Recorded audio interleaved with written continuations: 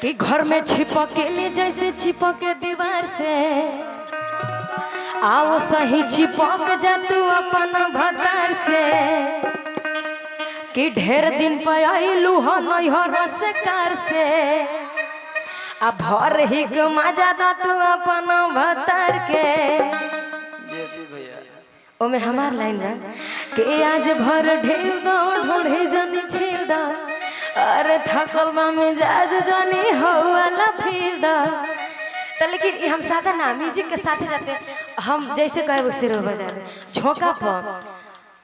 कैसे भाव बटे सुनो कि घर में छिपकली जैसे चिपक दीवार वो सही चिपक जा तू अपन भतार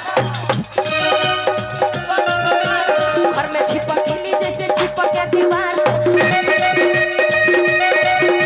वो सही चिपक जा तू अपन भतार से ढेर दिन पे आइलू हमारी हर से कार से और ही मजा दा तू अपन भतार के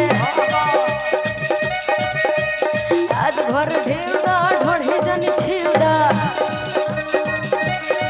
आ मिजाज जन हो वाला फिर दा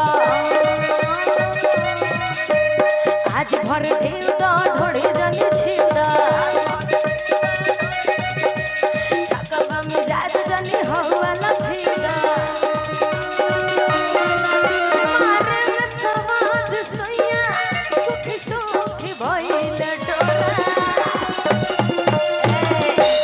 इनका संगे फील दी। हां हां ये अंदर के रहा तरी त हम का करी तुम फील लो ए थकल बा मिजाज जने हो वाला फिर दा त सच में फीले पर गानो बाजल टाइम देखिए इहे कहल जाला टाइम के गाना टाइम पे अपना मोने आ जाला। हां थकल बा मिजाज जने हो वाला फील लो। हां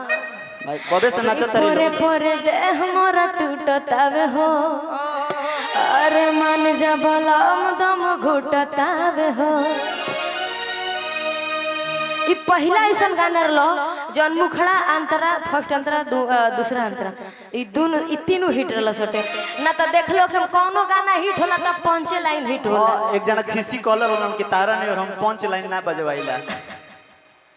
कोनो गाना सुनला कोनो त पंच लाइन हिट होला लेकिन ई पहला गाना रहल सटे नु कि ई तीनों हिट रहल सटे एकदम कुदारी से गणासी से टांगी से एकदम फाड़ चली चली सब वीडियो रहल बतियाई तो फील जहां ले पहुंचल हो जैसा हट जाई ना ना अरे फील बा त फील आइए से फील चढ़ौले रहे ए कि पोरे पोरे देह मोरा टूटतावे हो देह मोरा टूटतावे हो मान जा बलम दम घुटतावे हो भाई देखी भाई फील पर रुपया देख ली रुपया फील पर कि पोरे पोरे देह मोरा टूटतावे मान जा बलम दम घुटतावे हो अब रानी पास बरदास नइखे हो हम करती बा खेत जाऊं दुनिया जो या रानी पास बरदास नइखे हो करती बा खेत जाऊं दुनिया जो आज भर ढिल तो ढोड़ी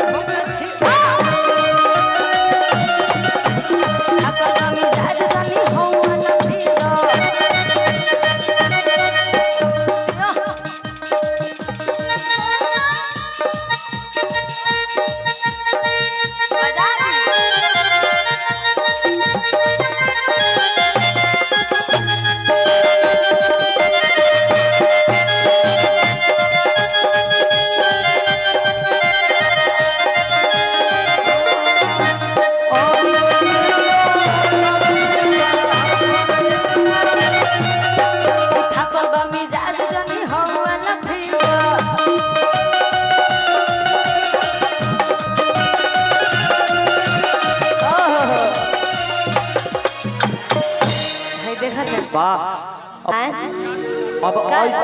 जादू नाम है। हेलो बापू अभी के जादू नाम है देखिए आ जादू के तरफ से रुपया आ जाता है। हां तो वो जादू वाला पैसा हो जा जादू से आ गई बगली में बगली में से हाथ सुनी ना जहां रहुआ धोई नहीं क्यों गायब हो जाए। हां गायब हो जाए जी जादू जी का कहत नहीं लोग ए भाई फील तो खत्म हो गेल तेकरा मतलब कि कैमरा नहीं के बंद करे के एगो सैड सॉन्ग हमार खाली सुन ली लो और ओकरा बाद से जो सुना दे वो हिसाब से बंद कर जाए। ए भैया